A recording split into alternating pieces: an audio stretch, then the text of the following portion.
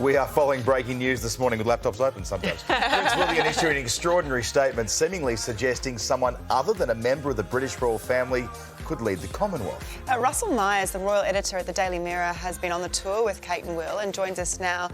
Russell, what exactly is Prince William saying here?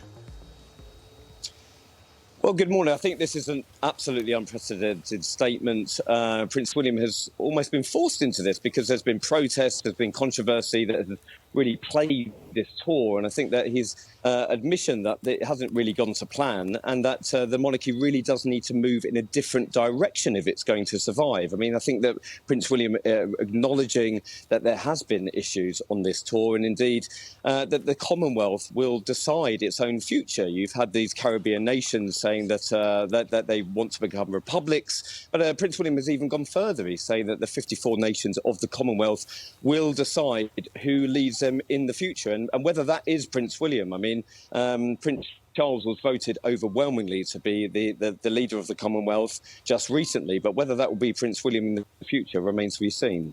Russell, does Prince William speak with Prince Charles and the Queen before issuing a statement like this?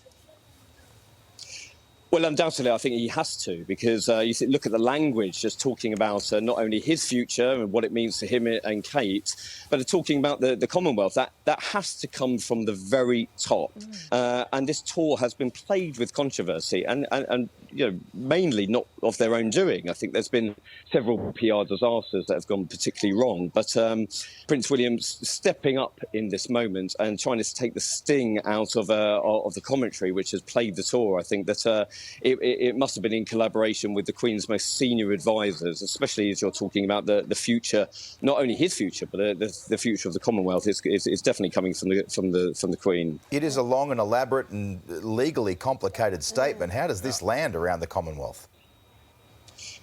Well, to be honest, I think it will land pretty positively because you have this tour that has been plagued with controversy. I mean, some of the protests have been quite small, others have been larger, but they've been, reverberated around the world. And I think that if Prince William and Kate weren't attuned to that, then there would have been huge, huge issues. And certainly I think that over the last 8 days, when I've been following them on this tour, they've been really, really well received. They just haven't got to grips with what has been going on around the world. It's very, very different on the ground. But you know, when you look at those images of them shaking hands with children through metal fences, of them riding around on an open-top Land Rover, the optics is everything. And I think in today's day and age, they've really got a job on their hands. But certainly this statement is trying to get ahead of that curve.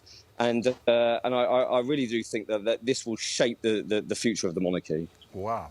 So the charm offensive has backfired and Republicans will be rubbing their hands together with glee at this, I would suggest. Well, I think so.